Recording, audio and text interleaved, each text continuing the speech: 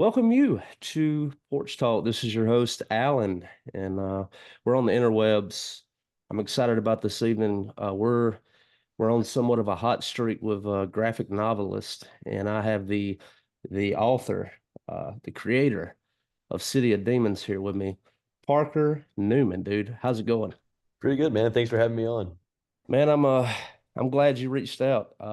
This is something new, but it's also something that I am getting into, and that is graphic novels. And I'm very thankful to have people like you to come on the show, man.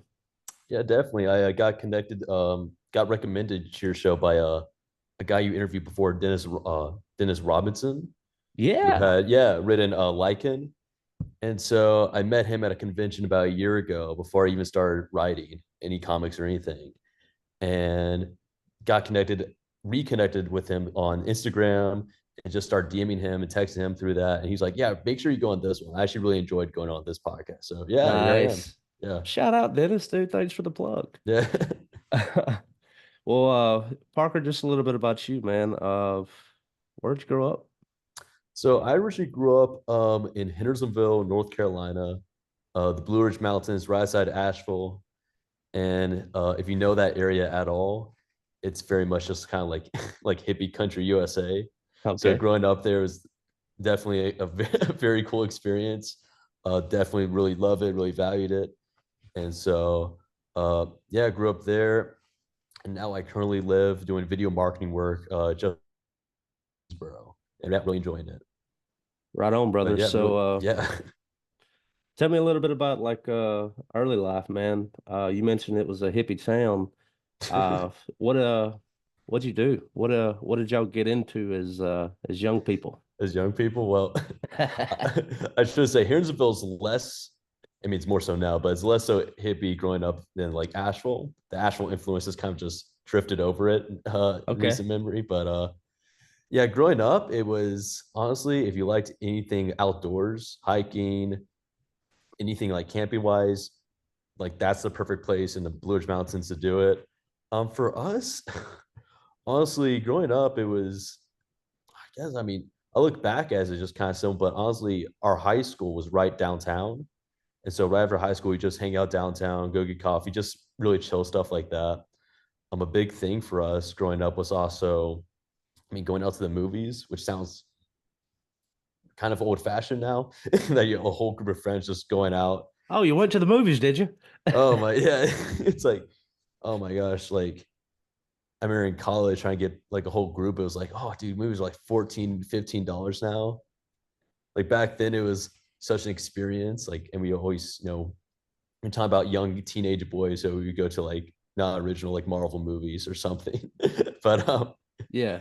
but growing up was a lot of fun. It was um I don't think I realized how unique it was until, after you leave that and you look back, it's like that was a really interesting way. And of course, you talk to other people and they're like sort of childhood. It's like that was a really interesting environment to grow up in. You're exposed to a whole lot. And yeah, but it's like I was lucky to, especially growing up, you're even in socioeconomics, you're you're not naive at all. I don't think there's any way for my area where I grew up there to be naive at all. Like lucky the high school even I went to and elementary school, from elementary school on to high school, like it was a good mix of everyone. Hmm. So you never had a certain like super narrow mind like perspective of life growing up. And Yeah. that I think was really, really valuable, especially when it comes to the arts. Asheville, especially, and Harrisville to a lesser extent, has a huge art community, and being exposed to very unique ways of approaching art. Um, and again, it was such a really, really cool environment to grow up in as a kid that you kind of look back, it's like that was kind of weird, but it was cool. And it was, yeah, but it's awesome. Yeah, I loved it.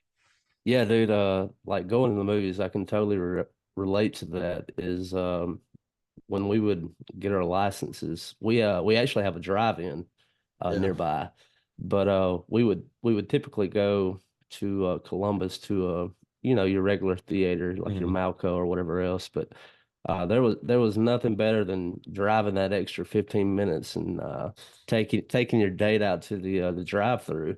But they would Yeah. have they would have like the retro night.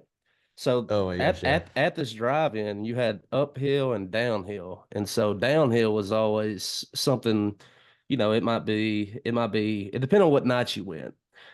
You could be walking into like Toy Story 1, or you could be like Yeah. walking into Dazed and Confused. You really didn't know. That's And then awesome. on the top of the hill, you would have like whatever the biggest movie was. Right. And man, it was you ever been to a drive-through, dude? That's an I experience. I honestly have never. So I envy you on that. So I've never been through a drive-through. Uh, yeah, it's like when you mentioned it. Apparently, Harrisonville had like again, it was well gone before I was even born, but for a long, long, long time, apparently had like one of the longest standing drive-through theaters in North Carolina, Yeah. and it's just now it's just gone. So, but Yeah, yeah, and but yeah, I remember like during the whole COVID era, that was one thing that was really coming to mind was I wonder if these drive-throughs are gonna make it. They got real oh yeah, creative, and like I'm a music guy. I yeah, love going to shows, playing shows, whatever else. And so like one of the ways that they would get creative is they might not be doing a film, but on a Thursday night you could go catch just like this punk show. And like they'll be playing like the so silent cool. horror film Yeah, behind them as they're playing. And I was like, these guys get it. That's creative. That's yeah. good. So We have to do that stuff now to get people out to the theater. Oh my gosh. oh yeah. Yeah, Yeah. especially like with the, during the whole time it's like everything was straight to streamer. It depended on what app you had, Disney, whatever else. And now like just getting people back to the movie. And like you Yeah. said earlier, it's like Seems like such a long, yeah. from the time Seems like such period a that caveman idea. Like yeah, it's so you like crazy. go to the movie. What are you Yeah. talking about? Like we watch these movies from the couch, dude. But Yeah. well, cool, dude. You mentioned the arts, and so coming up in high school, man, would you consider yourself like just in the arts? Like, were you in the sports? What were you doing? So high school for me, and I think it growing up, and I'm happy that I found, especially in college and after college, you find a lot of people that are similar, have a similar experience where it's like high school is kind of this awkward. You're still trying to find yourself. Like the people that were like high school was the best time of my life. I don't know what they're talking about. Like it was like high school for me Same, brother. was yeah, It's like like high you're just stuck with like the people in your area, you know? yeah, and so it's like it's again looking back on it, I appreciate it, but like dude, college was so much better, and even life after college for me has been like just better than high school. But like in high school for me specifically, um, like I was really into sports. I played football, wasn't particularly good. I was a lot better at track and cross country, and I was always competitive about that stuff. But the biggest thing I was most passionate about was writing, and I just like my senior project was like writing a novel, trying to get self published, and all that whole process. And so and I would typically do that on the weekends because my weekdays would just be schoolwork and obviously practice like did like 3 sports a year, and then just writing on the weekends. What And was you writing about back in those days? um, so the one like sort of novel I wrote as a high schooler, I kind of look back at now like it's very much like 16, 17-year old. Yeah. The core ideas are there. Like I still think you see the promise, but it's the actual technical aspect of it is lacking in a few areas. So, but yeah, the story itself was a futuristic crime novel that was again so different than anything I would write now. Mhm. Like even in college, my major was media production, so like films and whatnot. And I would write something for like a short film in college. Like as my sophomore year, I would even thought this. I'm like, I wrote something. And I'm like, I never would have written that back in high school. And the story written in high school, I never would have made now. And because I think that part of me creatively just had to be released at that certain time. Like even with City of Demons, like the comic we're about to talk about, like I wrote, it is a story that had to have come out of me at this point of my life. Like 10 years later, I don't think I make City of Demons or I make anything like super similar to it. And same way, like 5 years or even 2 years ago, I would not have made City of Demons. Um, but yeah, for high school, I was really into, writing. I've always been naturally good, self-taught at drawing, or really good. I'm good enough. And so I remember because of that, I had really good eye for visuals. And so I thought about it and I did some basic photography. And so leapfrog that into film. And now I do video marketing, do like different commercials and promo materials. And yeah, but it's something that I again never would have thought in a million years that like, oh, I just like writing and oh, I happen to have a good visual eye, which I think for a lot of people is something you just have. But yeah, it's led me in a very unique unique path, definitely. Yeah, man. Winding up the pitch here for City of Demons. One thing you sent the first two issues over here to me, and number one, eye catching, uh, Mm-hmm. artwork, even the style, the lettering, and great job on the story. From the first two issues that I read, uh, developed the characters nicely. Like sometimes it's a bit of a drag. You didn't waste a whole lot of time. Mm-hmm. You like issue one, throwing you right into the story. Uh, it's kind of traumatic. And yeah, dude. So uh getting into graphic novels, last question before we get to City of Demons is like, were you a manga guy or like a DC, a Marvel comic guy, or like Right. how did you get to okay, yeah, graphic novel, that's the way. Right. Yeah. So for me, it was like before filming or anything, or even writing, just storytelling in general.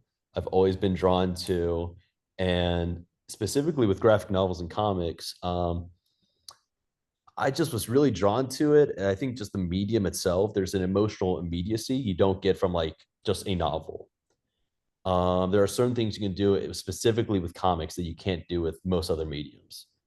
And so, I mean, from a young age, I was really drawn to it. I was drawn, and I remember like, you pick up like a comic book somewhere and you're like, oh, this is cool. Like it's a little fun little Batman or Spider-Man adventure.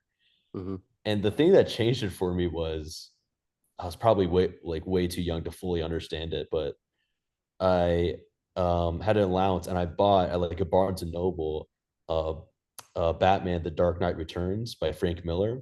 Oh yeah. And I bought it just because it looked like a cool Batman adventure. I was like 12, too young to really understand everything it was trying to say.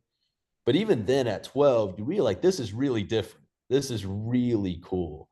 Hmm. And you're like, I've never felt this way reading a graphic novel. I didn't know comics could do this and like be this way. And from that leapfrog to, I mean, such a cliche, but leapfrog to like Watchmen and then Alan Moore's work, which is just, he's an interesting guy, but he's a genius writer. Oh, And, absolutely. and so, but looking at his work, like I finished reading his amazing comic book From Hell, which again is taking the comic book form and just completely flipping it on its head in a lot of ways.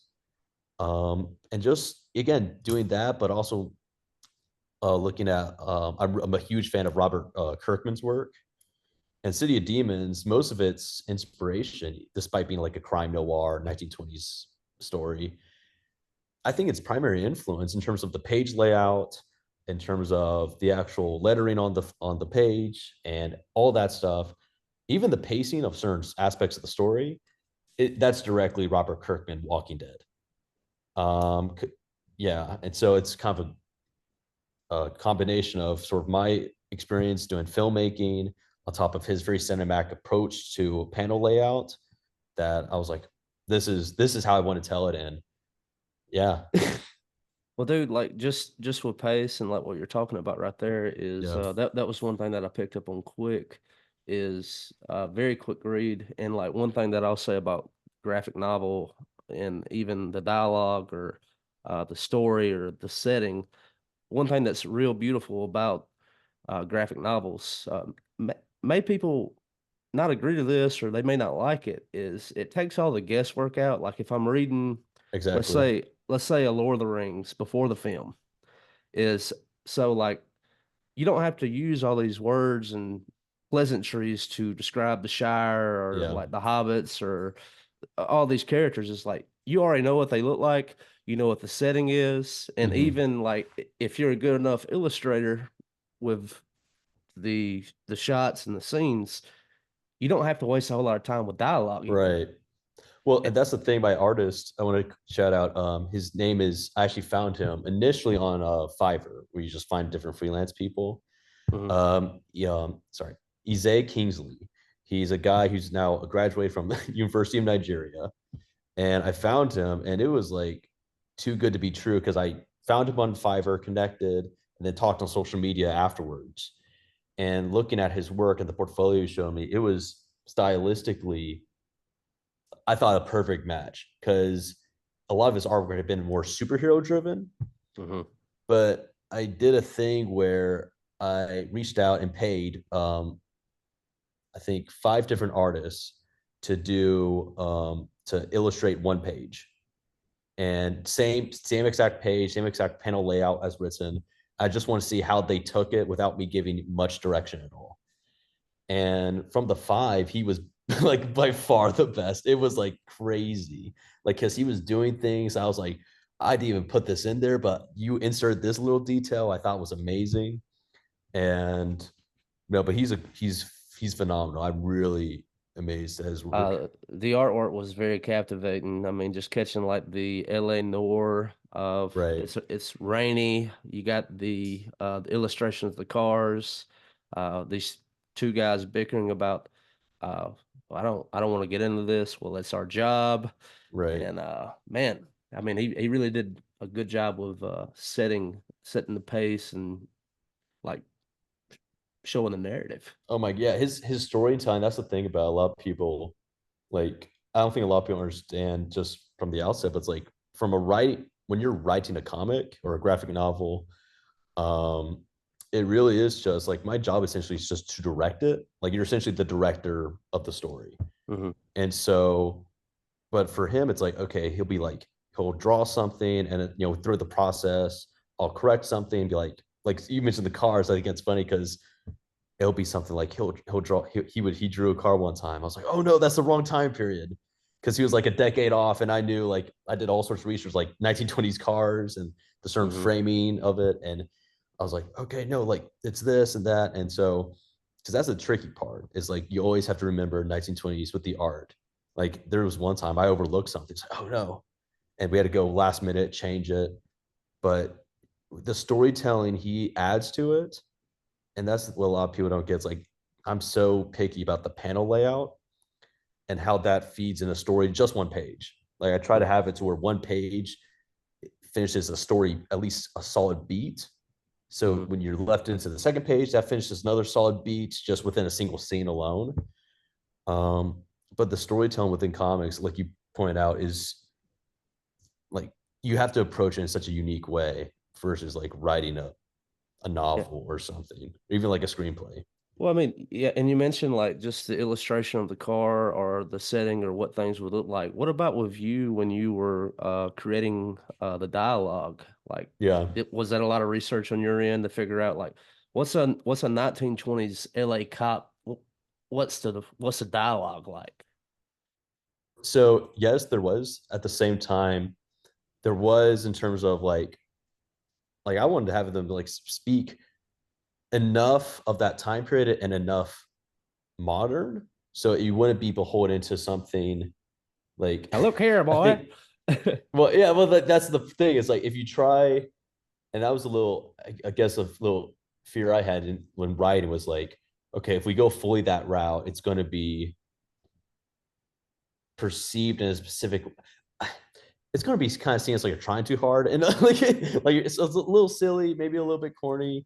um and I thought it was more important that these people, at the end of the day, each character just feels relatable. They feel like a just like not even, I don't even care about character being likable. I care about them being interesting. As long as they're interesting, we'll be fine. I'm not horribly concerned if the dialogue is super specific. because like I mean they're not going to have like certain like phrases like modern phrases, and in that time period, I mean people didn't curse as much, so you're not going to see a whole lot of cursing during that in the dialogue. So One thing really captured yeah, to me, and I wanted to ask this, is one thing like practically 100 years ago now. yeah, Uh, yeah. I would say that the country was definitely more Christian. And also on top of that is I think one thing with today's culture that we've done, for better or worse, is we tend to medicate or self-medicate Mhm. something people 100 years ago in this very country would have said, well, that's actually a demon. Right. And Well, so yeah. go ahead, go ahead. Oh no, sorry to let you finish your question. My bad. But yeah, it's so like City of Demons and like just the idea in and of itself is like give the viewers or listeners why? Like why this story? Why call it City of Demons? What is it? Right. So, quick little synopsis for anyone just new, but so City Demons is a story of two private detectives hired by, and this is a reveal at the first issue, but it's for the rest. So, who cares? Two private detectives hired by a newly arrived mob boss to essentially find the killer of this mob boss's father. The killer then, as I'm sure you'll read in future issues, begins killing other top mafia officials. And so it's a big trek to discover the identity of a serial killer in 1920s LA. And through that, you uncover a lot more of the corruption between 1920s Hollywood system and a lot of the with the movie theaters and sort of like the um, underground criminal activities from the also the rival mafia family, and you get, in my opinion, I think the hope is you get a very interesting look at that specific time period of LA, and how the again the Hollywood system fed into the, I mean, to really to LA now. Like I think the story um, and you don't get a whole lot of a taste of it in the first two issues, but by the end, I hope you'll see the story. I feel like has more to say about current modern Hollywood than probably did in the 1920s. And a lot of the issues we see with 1920s LA and Hollywood, specifically Hollywood, is and that whole culture that's becoming more and more prevalent in the news is something that's, I mean, we see that in the news now, but that's been there since the 20s. I mean, we're talking about silent era movies. And I don't want to give too much away, but as the story progresses, it, again, it's very much, I've always said, but it's very much about modern Hollywood and Yeah. a lot of that sort of the treatment of, I'll just leave it there. I don't want to spoil anything, but What yeah. what's your fascination with Hollywood? Is that like just your Right. background with like what you studied in college and just like, Right. you know, growing up and going to the movies and like digging into the culture? Would you say that's where this came from? I think so. Obviously, being a film nerd, I think that was an immediate grab to it. Um, Because but it I does think, like, brother, right, it does kind of have like a Watchmen vibe. I hate to interrupt you, but like you're good. which is nice because I'm a Watchmen Yeah, fan, but go thank you. ahead. Yeah, no. The story for me was essentially, yeah. So about what, like, essentially why LA, why Hollywood. Um, Being a film nerd, you look and even just in college, you learn so much about Hollywood through that time period. Mhm. In the 20s, and especially transition to the 30s, I think really was Hollywood stepping its ground and saying like burrowing itself in, establishing itself as like the new pop culture center for America. And I mean that's true even probably less so, but it's true. I mean still to today. And so I think what's interesting about is that Hollywood, even during that time period, has a lot of.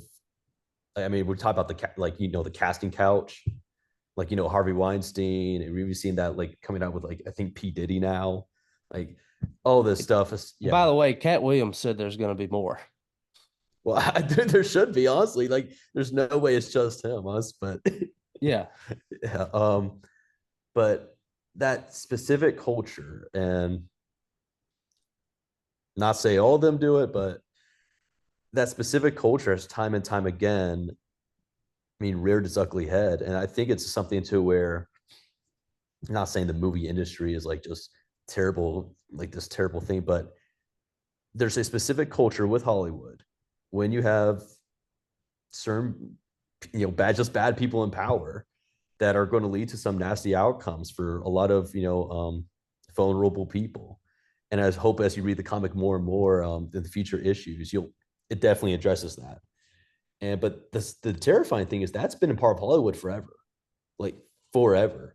And so that culture has only, I mean, what Harvey Weinstein was like, what probably when did he get called out finally? Like, but like way too late in the game. Well, Like I it mean, was like, yeah. even now with like recent developments, it seems like with it's almost like the Epstein Island thing, to Oh my where gosh, like yeah. it's being brought back up to where it almost seems like he's gonna get away scot-free. But also, like, I Oh, mean, check this out with Hollywood culture and everything that you're tapping into is take comedy. I'm a comedy fan. Uh, mhm. Joey Diaz has shared the story on Joe Rogan. Yep, He's shared the story more than once. But if there's an upcoming female comic, if she wants to get to the Comedy Store at that time in LA, that was the place to perform. right, But you had to go through Joey Diaz. So what would he make those female comics do? A yeah, sexual act. And so, like, brother, like, you hit the nail on the head. And like, what's crazy is like, it doesn't have to be that way at all. But like, dude, like, with power there comes corruption, and I right. mean even now, and I'm thankful for podcasting, and I'm thankful for like uh people independent, like like I like what Angel Studios is doing with their Interesting. films. Yeah, uh they've come out of almost nowhere to just like kind of make out some yeah, bakers. It's been pretty wild. yeah, Yeah, absolutely. And even like some of the up and coming podcasts, I mean, but like even in the podcast world now, it's like there are gatekeepers yeah, like Spotify, or the podcatchers such as like your iTunes or Apple Podcasts. It's like check out what's cooking, or like the right. top 50 is like, Yeah, dude, there is no way, because like if you pull that up and listen to it for 10-15 minutes, it's dog shit. yeah, And it's like, okay, I don't give a I don't care about these people or their stories. And like you take something like this, which is a lot more indie, it's like, oh, they're actually talking about something genuine. right. Well, But and that's like, but yeah, it doesn't get promoted, and it takes people like Dennis, is like word of mouth is like, oh, this is actually something you yeah. should Check look at. out. Yeah. Yeah, and the thing about it is like if you mentioned, if not even that long ago, you even mentioned that, oh, conspiracy theorist, oh, he's Oh just yeah. all this stuff. It's like slowly but surely, all this stuff is like turned out to be true. It's just, oh Yeah. my gosh, it is just because like again, I still say to people like the fact that, and you mentioned it before, and again, that whole decrepit culture that Hollywood has been a part of forever, like Epstein Island, the fact that that's real is like mind blowing. The fact that P Diddy's thing is real is just like holy cow. That's the world we live in. That's a specific culture that fosters that kind of behavior. Yeah. But like you said, there are gatekeepers in a million different media avenues. I mean, yeah, like it was interesting because for I mean, it definitely is harder for indie voices to get heard and get picked up. And that's, to be honest, why I'm happy that Blood Moon Comics who's publishing it. And again, the first issue gets released in March 22nd of 2025. But yeah, Blood Moon Comics took a chance on me, and I went through the whole process of trying to get the project greenlit. And I How did that with process begin, dude? yes. How'd they find you? Right. So I actually watched a YouTube video. So I was really, after going to the Comic Con and meeting Dennis and a few other comic creators, I was I just I had the idea of City of Demons. I'd written I actually first wrote it as a screenplay, like for a show. And I wrote it and I was like, I'm seeing on this idea, I think with some tweaking, it could be made into a comic, like a pretty cool comic with, I think people, if they gave it a chance, would really dig. So I hired Isaiah Kingsley to I just say his full name because I think it's cool, but I hired him to illustrate 10 pages. And then I hired Nikki Powers, a letterist, to letter the 10 pages. And then you get all your sample material down. And then I watched a YouTube video by a guy, another comic creator who I've connected with named Max Hoven. He's an indie guy, and he was talking about all different like small press, sort of independent comic publishers to look out for. Mm-hmm. And the most intriguing one was he mentioned was Blood Moon Comics, who I've heard of, and they've made some really awesome horror comics. Like their bread and butter has been horror, like can you kind of based off the name, but has been horror comics.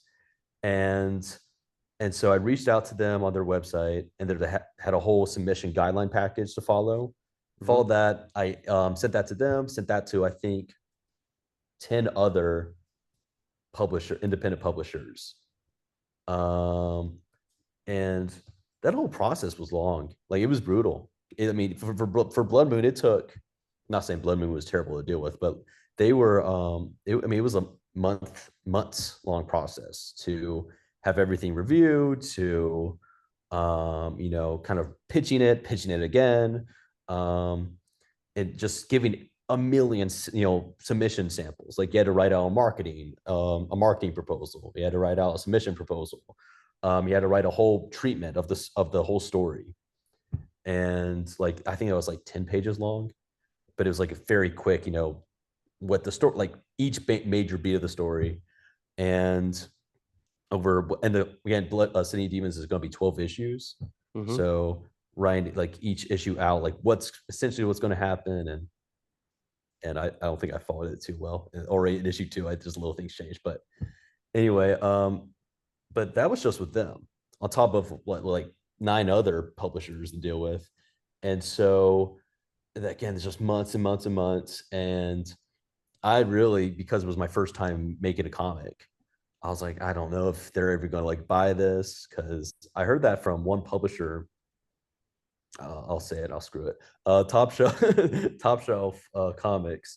They, I submitted it to them, and then a few days or maybe a few weeks later, I got an email back saying, "Hey, like, thank you, but no thank you," essentially. And so I emailed the guy. I just was like, I was kind of like, oh, dang it. So I emailed him like, well, what specifically, was wrong with it? Because I want to know. I'm like, well, what did you not like? And the guy replied saying, "Oh no, like nothing was wrong with it."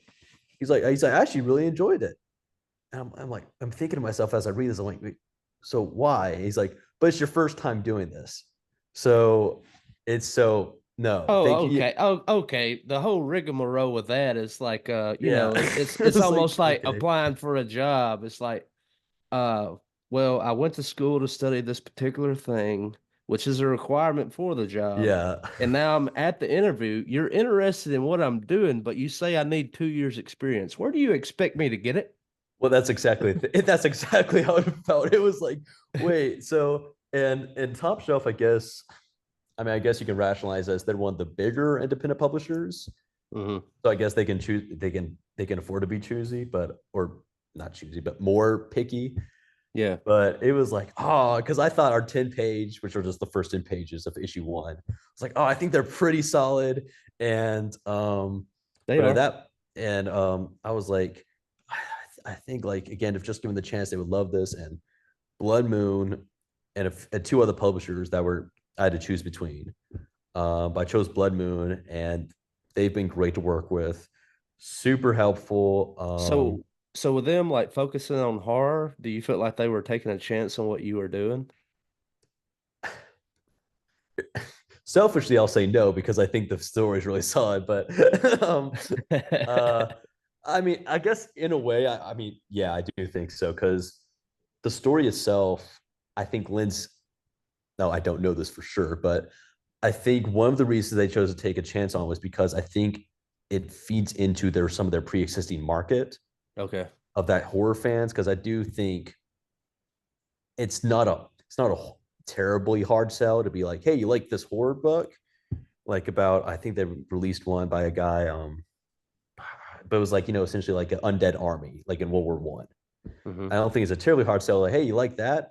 There's this other sort of like darker noir, crime thing. I think tonally, it's kind of a easy sell, like an easy switch in terms of who you're selling to. But yeah, I think it was a big change with them. I think, and like I know for a fact I had to sell them big time on the story because Hmm. months and months of emails back and forth. So because of that, I know for a fact that they like the story. And the guy who's the head of it, Keith Ramel, has been very complimentary of all the new pages he's been gaining from us. He's been very complimentary, and he's just been like, "Yeah, I think this looks really solid." And yeah, I think again, I repeat myself, but again, when people give it a shot, March 22nd next year, when people give it a shot, And with I that, think they'll brother, really like like it. when we come rolling up to March. I know we're Yeah, doing this interview now, just to give people a little bit of a tease. But and I'll ask this question again at the end. Are like with these issues that you have released, is there a place to where they can go ahead and get a little taste, like a website or right. can is that available? So we do not have a website. What we do have is just again, we have, and soon we'll have a complete link tree. We're starting up a Twitter. Again, the comic releases in March, so we haven't got enough time for this, but Mm-hmm. we're releasing a Twitter next week, and then we're starting up a Facebook account 2 weeks from now. We are trying. I mean, we talked to a few people, like few indie comic creators, Mm-hmm. and it was very mixed reactions on if a website's necessary, super necessary. But right now, we do have updates on upcoming issues, the artwork, all sorts of stuff. And I think it's, again, you're going to see some really awesome, like the beginning sketches of what we're doing, some cool little story beats, previews, all that stuff on our Instagram, which is City of Demons underscore comic. Okay. And I think you're going to see some really, really awesome stuff there. Is We that where post you regularly. is that where you want people to go for now? Oh, 100%. Yeah. Right on. Yeah. I And put that I soon, put that in the show description. thank you. And we hope, we're still trying to get more advice and try to get a little bit more of a following, just to see if a Kickstarter be worth it in Well, terms great. of, I'm I'm because I'm yeah, I'm glad that we went ahead and did this. It's yeah, almost like I was very happy that you wrote out, dude. And I have been so gun ho on like having graphic novelists because of that's I'm really into it. yeah, And before Dennis, and I don't know how in the world Dennis found me, but he did. But uh, I didn't have a whole lot of access to that market of Comic Cons and all of that. I love the culture.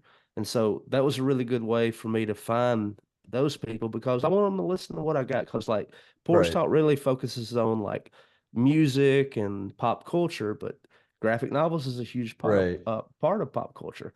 So I do want to have you back on Parker down the road when we get closer to the actual release with Blood Moon, Yeah, definitely. so that we can rehash and talk about it again.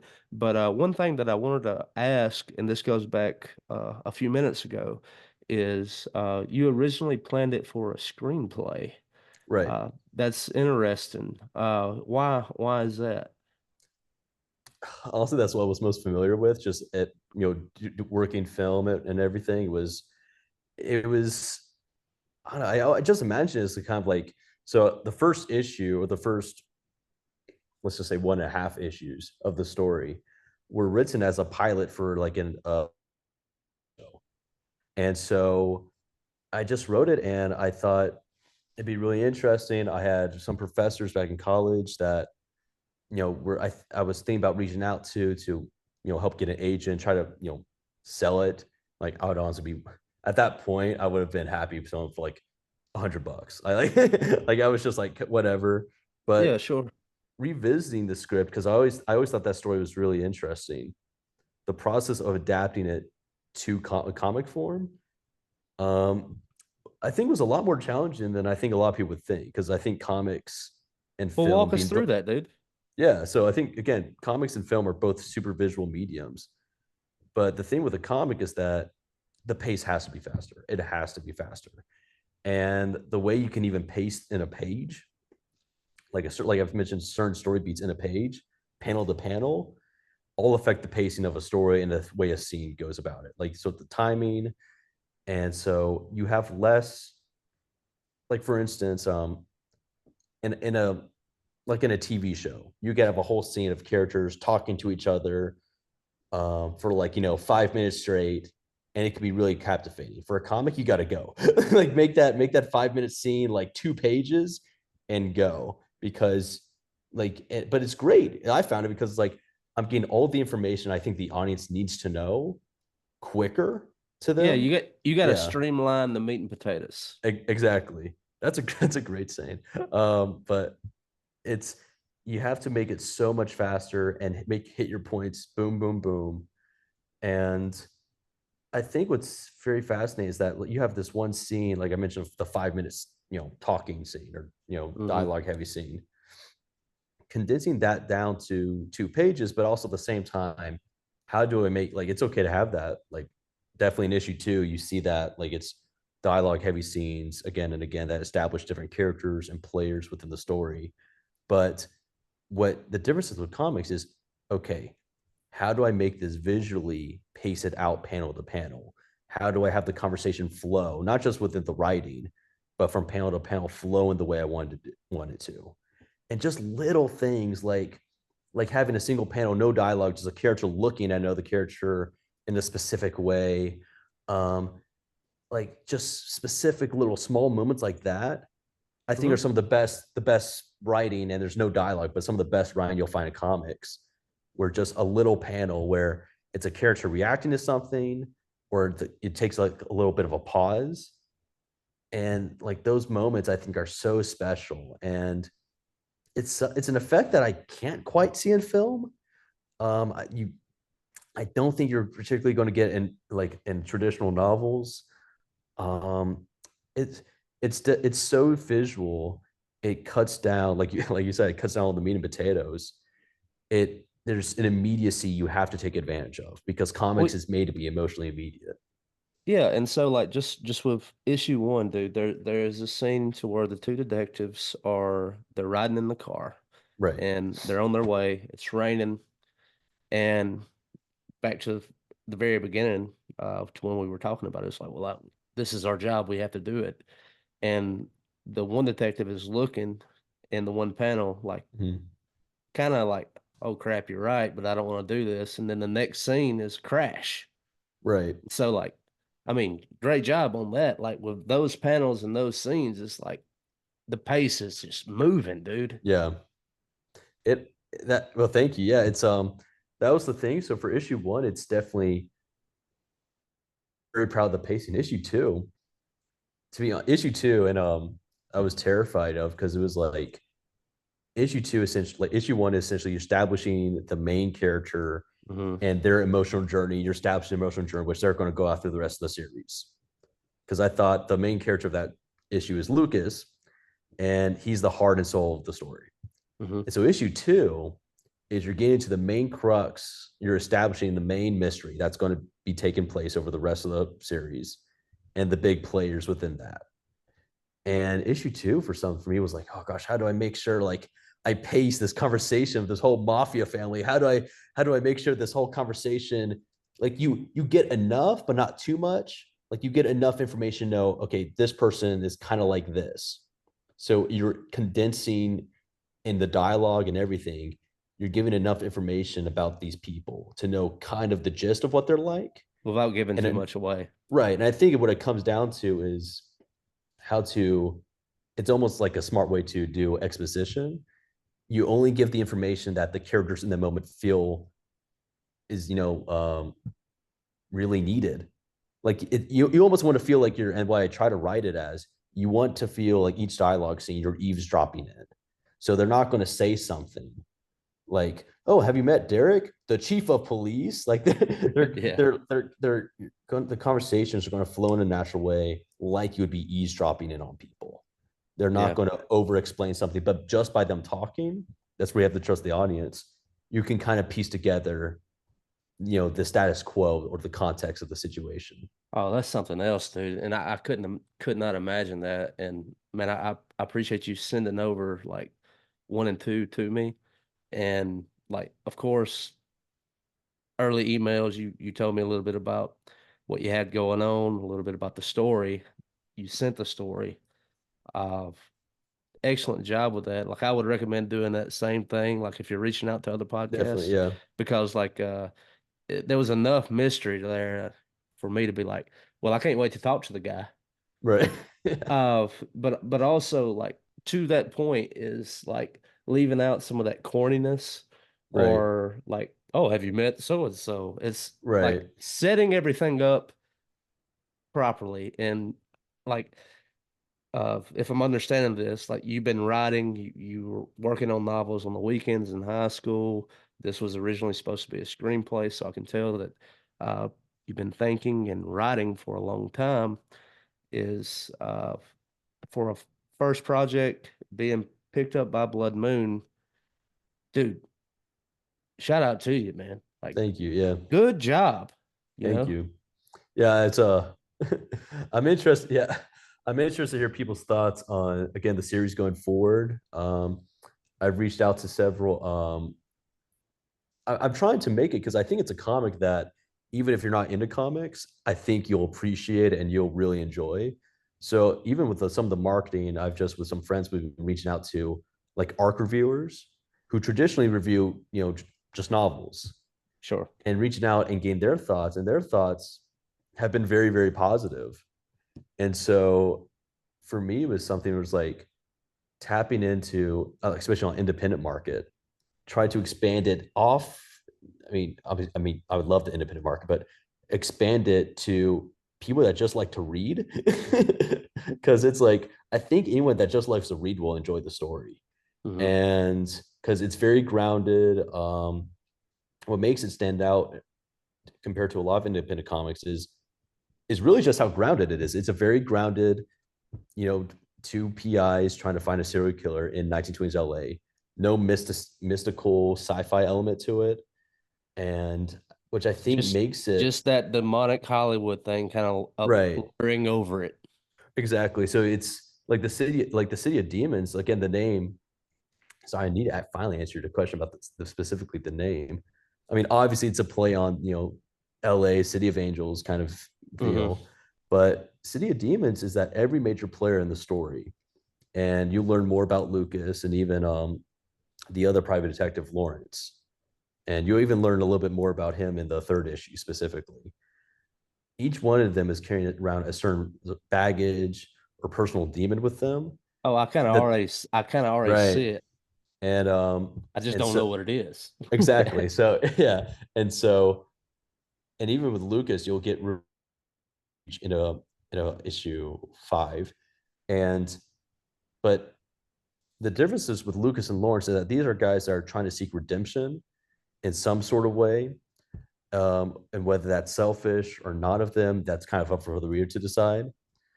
But it's like these two guys who are very, you know, just have a lot of like I'm repeating myself, but a lot of emotional baggage are kind of set off against and trying to find a way to really understand an entire like power system that is beyond like it kind of will overwhelm them with beyond how just how evil and cruel it can be.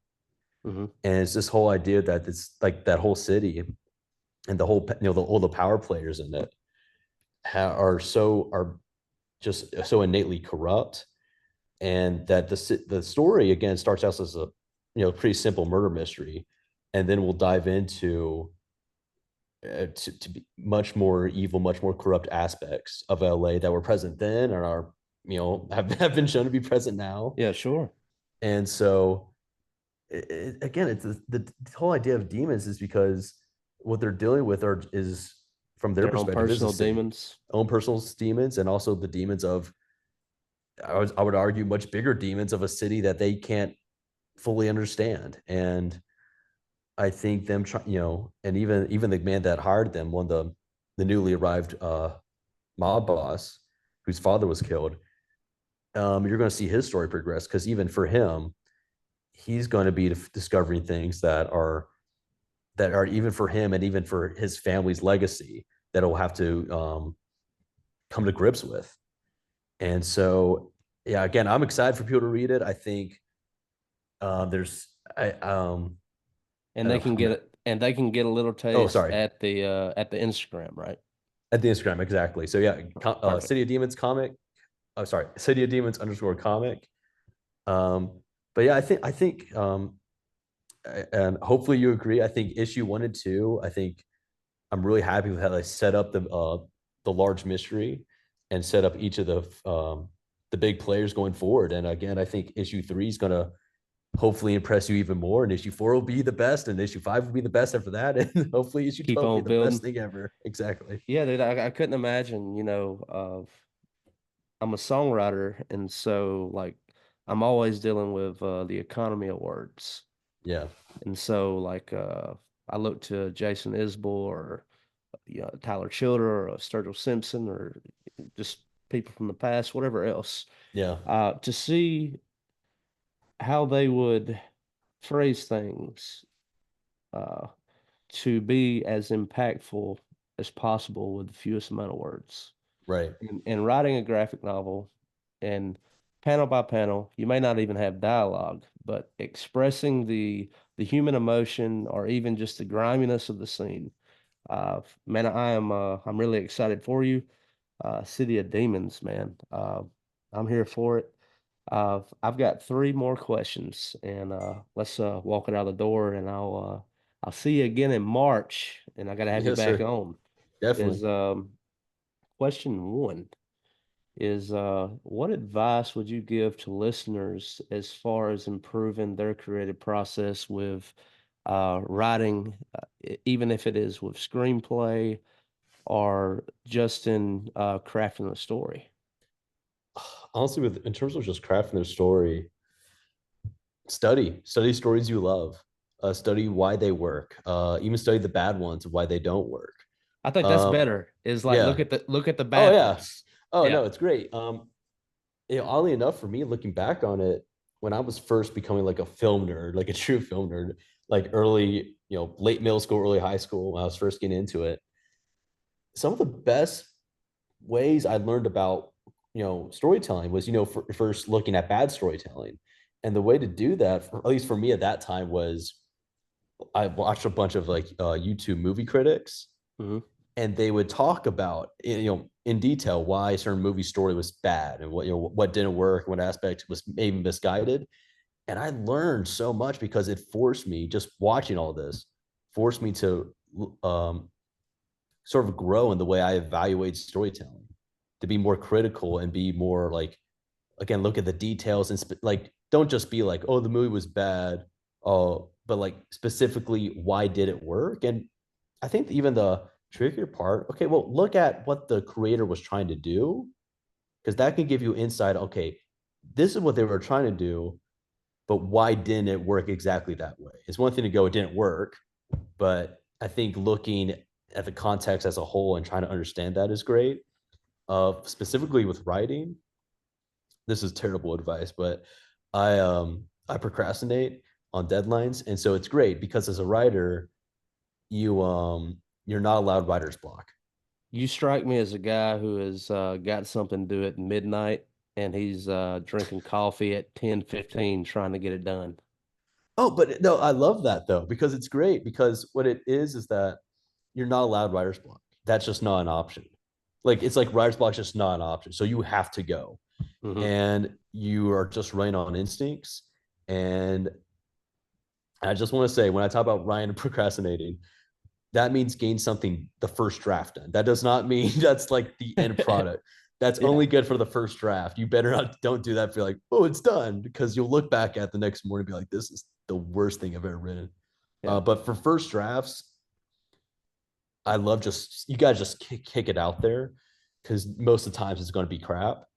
Um, and like the way it was for Sea of Demons, even the screenplay, it's the first 2 issues are based on. The screenplay had a ton of issues, like narratively. I look back at it and I'm like, nah, this is a little iffy. This is a little iffy. But going back at it and then adapting it allowed for me to really run it through another set of drafts, another set of like, okay, we're refining this, making this a little bit more clear. Hmm. The number one thing with writing, I tell people, whenever you write something, have someone look at it and don't ask them if they like it or not. Ask them, did you understand what happened? Because the first thing is you want people to understand what you've written. Like I constantly like I like when the first comic was fully made and everything, and the first two issues were made, which essentially are just act one of the larger story. I handed that story and sent it to a ton of my friends who were also really creative, and also to the even like I still keep in contact with some of my old college professors. I sent that to them, and my first question is always, "Did you understand what happened, and was it clearly communicated?" Okay. Because I do not want people to be second guessing or confused at any point Well, I mean, about no, I mean that's gonna immediately turn you off. It's like I don't right, understand. What the hell? What's going right. on And right like, here? there's a difference between I think a lot of young writers they get confused between the difference of that versus like there's one thing to be like, well, I don't under like this was really surprising. Like to be honest, in the first issue of the car crash scene, you're going to Hmm. find out what led to that. Yeah, Um, yeah. but It like there's didn't make sense, but like as I got into the second issue and I kind of saw the development, I was like, this is gonna come back. exactly It was probably staged, you know. right. Well, It was probably supposed to happen to them. right. There's a difference between setting up questions for your audience. Like that was like why this car just go through here, and that question is directly addressed in issue two, not answered, but it's addressed in issue two and will be answered Hmm. later. Hmm. There's a difference between setting up questions that keep people guessing versus I don't know what this scene's about.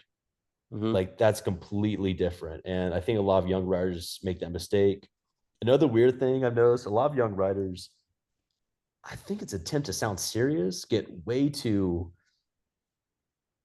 grim and gory, and they start cursing a lot for no reason in their stories. I think it's an attempt to sound mature or edgy because it's like, for instance, City of Demons, I didn't do it because it's just not relevant to the time period. That's just not how they would have talked at all. Sure. Um, Also, I think it comes across for young writer as just try hard, and it feels like you're trying to get a reaction more than tell a story. Like like City of Demons, and I mean, I hope you would agree.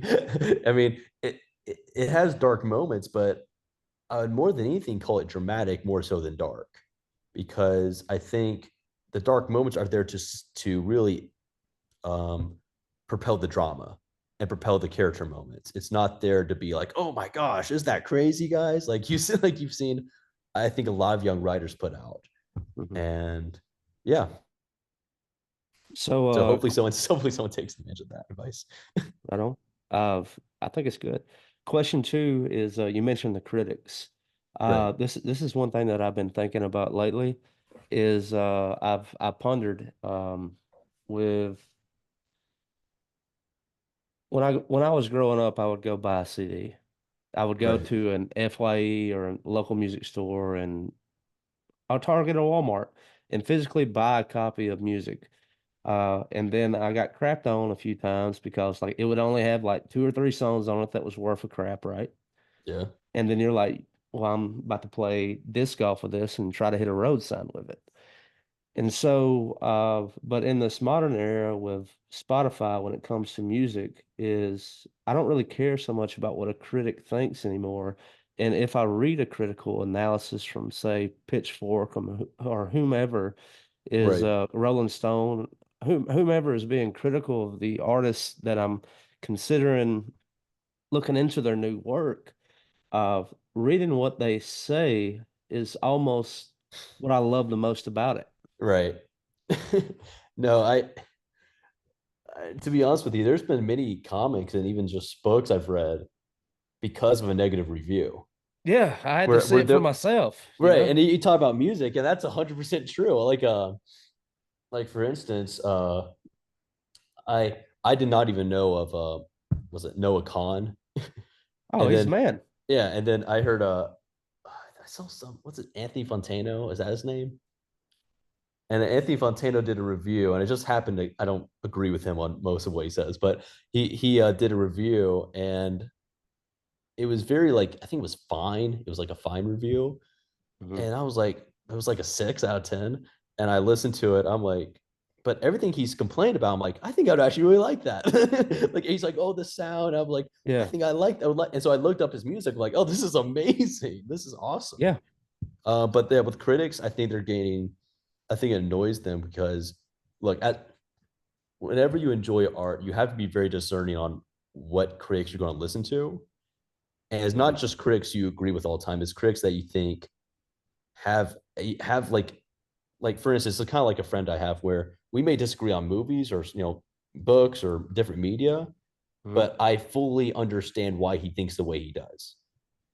And with a lot of critics, and it's interesting to bring up music because it's 100% true. They're terrible at reviewing music. There's terrible critics. I mean they reduce it down to I hate the star system, but they reduce it down to that, and then the reviews don't even go hardly in depth about the actual lyrics or about the actual music itself. It it it's weird, but you see the same deal with comics where it feels a lot of the reviews feel very shallow. And even if like I'm sure there'll be a review I'll find where I don't agree with what they say, like with anything. But I only ask that's not shallow, that they actually like talk in depth about what worked, what didn't work. Hmm. Um, because I'm fine with that. But if it's something shallow, like I can't even think of what one would be, but that's something to Too where dark. yeah, too dark would just annoy me. And but that's I mean, so there's those are some of the kind of comments you're gonna get. And Hmm. like when the like for instance, what it was there? I saw a review, and I think I forget what publication it was, but they did, the most influential comic for me growing up was Dark Knight Returns because just it was the first like kind of serious comic I ever read and just had such a big impression on me and still does. Um, but I remember I read a review where someone like re-reviewed it after like 30 years. And it was essentially like just dark. It was too dark. And I'm Hmm. like, that's not an opinion. That's just not Yeah. like, yeah, it's That's dark. I think if you ask Frank Miller, he would say the exact same thing. it's kind of called the Um, Dark Knight there, buddy. Good right. detective work. And but that's the thing where it's like you ask someone, and it annoys me because this happened even when I went, studied film. Was a professor showed us the movie. Have you seen the movie Children of Men? I don't think so. Oh, dang! But it's a really great movie about like like the Earth is infertile, and or infertile or whatever it is, and so but then this one woman, has is the first naturally pregnant woman in forever.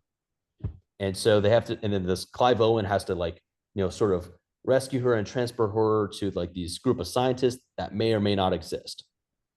And it's a really intense movie, really great. Our film professor shows that to us.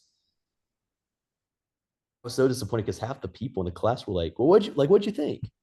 It was really dark and really like just like intense. That's not a review. That's not a review. Like, but there's so many critics who are like that, and True. it baffles me because I'm like, that's how they approach it in that very surface level way. I think it also messes with critics a lot nowadays with social media, that their voice is one of a million. Oh Before, yeah. yeah. So like, And who they'll cares about the review? Who and cares? they'll even get trashed for their review. Their Right. review will get reviewed. Oh, Last question, yeah. walking out the door. Parker Newman, dude. So happy that you came on the program. What was your favorite part of this interview? Oh, dude, the favorite part of the interview. Honestly, dude, I think it was like I think just talking about where I came from because that was a part where it's like I don't know. I don't think I like. I guess I expected it, and it's kind of it put back in perspective. It's like, oh yeah, how did I end up here? But yeah, no, it was cool, dude. But yeah, yeah. Thank you for having me on. This has been great. You are welcome.